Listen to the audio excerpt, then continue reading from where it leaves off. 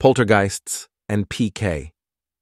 One of the best known of all psychic phenomena is that of the poltergeist, whose activities have been chronicled since ancient times.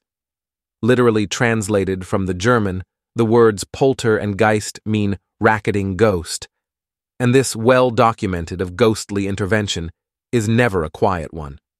Category: the activities of the rambunctious poltergeist typically include knockings, rappings, heavy trampling, the setting of fires, the hurling of stones and other objects, the breaking of crockery, the banging of doors, the jiggling of latches, the opening of windows and dresser drawers, the overturning and displacement of furniture, and the shaking and levitation of beds and their occupants. Some poltergeists have also been known to sob, moan, and scream. As these mischievous, attention-getting, and sometimes malicious tricks would suggest, the poltergeist is almost invariably linked to the presence in the house of one specific young person, usually an adolescent boy or girl. In the Manning case, the poltergeist was associated with 11-year-old Matthew, one of the 3 children in the household in 1967, when the manifestations began. The disturbances, which consisted chiefly of knockings and the movement of furniture and objects, ceased when Matthew was away and resumed when he returned. Eventually, the poltergeist followed him to his boarding school. It was not until 1971, when Matthew apparently siphoned the energy or force behind these manifestations into his developing artistic and psychic skills, that the poltergeist finally retreated. It should be noted that the Manning poltergeist was unusually tenacious. Few visitations continue longer than 2 months. Although research has shown some poltergeist cases to be fraudulent, investigators have found enough instances above suspicion to convince them that the poltergeist is a true psychic phenomenon, ungoverned by normal physical laws.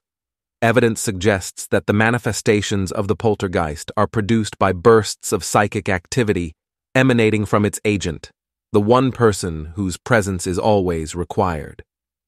Attempting to understand the forces at work, researchers in parapsychology have hypothesized that the poltergeist's feats in moving objects, which are often seen to fly in violation of the laws of gravity, gliding, rising, and turning corners, are examples of psychokinesis, or PK, the ability to influence inanimate objects by mind power. The most widely known examples of alleged psychokinesis are those of Uri Geller, but these have now been largely dismissed as fraudulent. For example, one well-known magician has said that Geller used a palmed magnet to stop a watch. A less well-known but possibly more convincing exponent of PK is a Russian woman named Nina Kulagina, discovered in the 1960s.